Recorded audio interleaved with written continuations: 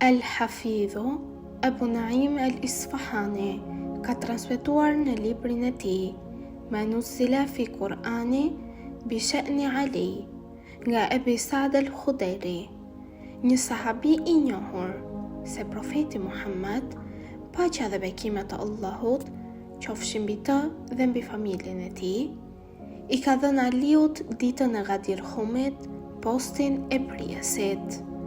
Në të vërtetë, në këtë ditë njerëzit nuk u larguan derisa zbriti ajeti: Sot ju apërsosa fen tuaj.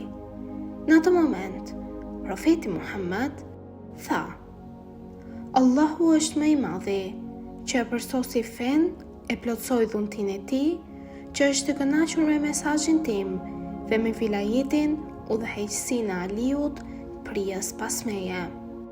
Më pas profeti tha: Për çdo që kam qenë udhëheqës i tij, Aliu është udhëheqësi i tij.